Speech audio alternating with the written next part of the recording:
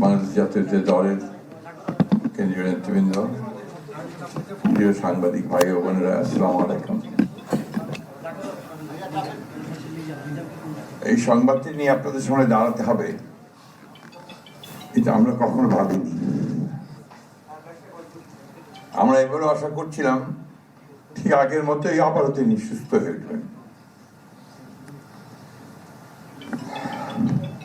আমরা ভারাক্রান্ত হৃদয়ে ইতিমধ্যে আপনারা শুনেছেন ডক্টর শাহাবুদ্দিনের ঘোষণা। আজ ভোর 6টায় আমাদের গণতন্ত্রের মা, আমাদের অভিভাবক,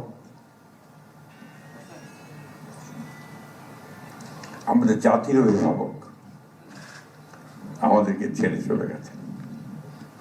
ইন্না লিল্লাহি ওয়া ইন্না ইলাইহি রাজিউন। রাজনৈতিক কর্মী আমরা এটা মন্তব্য করি না। বাংলাদেশের রাজনীতিতে একটা বিশাল শূন্যতা সৃষ্টি হলো। তাই নয়, পৃথিবীর গণতান্ত্রিক আন্দোলনে একটা বিশাল শূন্যতা সৃষ্টি হলো।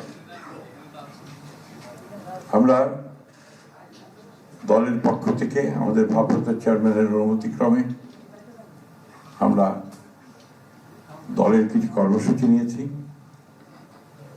সেই কর্মসূচিগুলো আমাদের দলের সিনিয়র যুব মহাসচিব জনাব রুহুল কবির রিজভী সাহেব আপনাদের সামনে তুলে ধরবেন।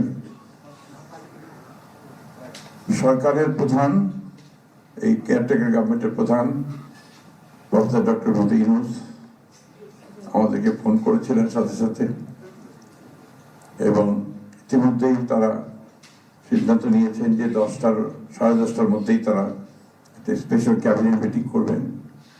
সেই ক্যাবিনেট মিটিংয়ে তারা দেশনেত্রী বেগম খালেদা জিয়ার যে শেষ কাজগুলো, তা জানাজা, দফন, তাকে রাষ্ট্রীয় মর্যাদায় দফন করা, তাকে রাষ্ট্রীয় মর্যাদা দেওয়া, এই বিষয়গুলি নিয়ে তারা সকাল 10টার সময় একটা সভা করবেন। এরপরে আমরা পুরো জিনিসটাকে কোঅর্ডিনেট করে আবার সেটা আপনাদের সামনে জানাবো।